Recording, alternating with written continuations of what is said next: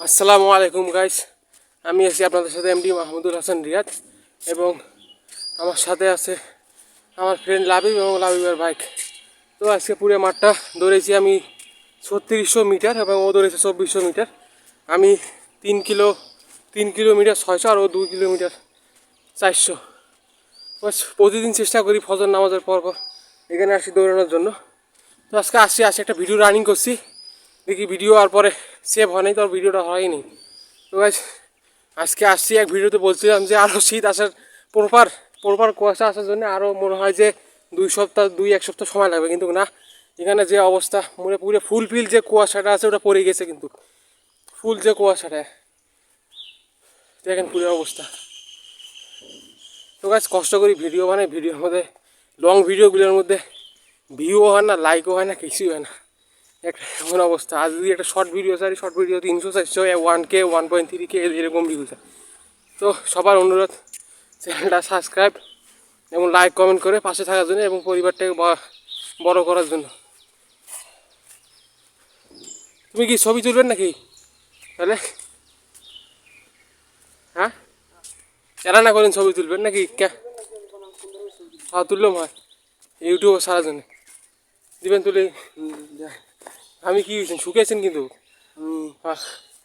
ভাসতে ভাসতে না না না না ওদের শুকে অলসতারা বাদ দেওয়া নেই যেমন করে। আর টাইম টু টাইম ঘুমিয়ে রাখবে, ঘুমটা হলো আসল শরীরের জন্য, বোঝেন নাকি ওটা?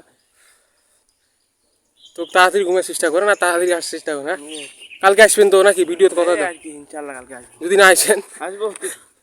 ঠিক আছে, চলেন একটু সেলফি টেলফি তুলবি, তারপরে আবার দেখা দিচ্ছে যে কোনো ভিডিওতে। এখানে কিছু পিকচার টিকচার তুললাম, তোলার পরে ওকে বন্ধুকে বললাম যে বাইক আনার জন্য, পরে ওখানে বাইক আনছে। এবার বাইক দিয়ে কিছু কয়েকটা পিকচার তুলবো, দেখি কী অবস্থা হয়। চলো রাখো, ওই যেখানে ফুটেজ ভালো দেবে ওইখানে। হ্যাঁ এই যে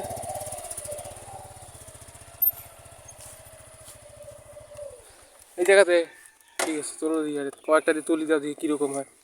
তো গাইস স্টুডিয়ামে কিছুক্ষণ ব্যায়াম করার পর এখন চলে আসলাম উপজেলার ভিতরে। উপজেলার ভিতরে আসার কারণ একটাই যে এখানে ঝোলার জন্য, মানে হাতে করে ঝোলার জন্য একটা রড লাগানো আছে। তো লাবিবকে বললাম যে লাবিব ফোনটা একটু ধরো, আমি এখানে একটু ঝুলি। যে এখানে এইটার মধ্যে একটু ঝুলছিলাম, প্রায় 2 মিনিটের মধ্যে ঝুলেছিলাম। ও বললো যে না আমি ক্যামেরা ধরতে পারবো না, এখানে অনেক ছেলে ফেলে আছে, মানে শরমের কারণে ক্যামেরাটা ধরে নেই।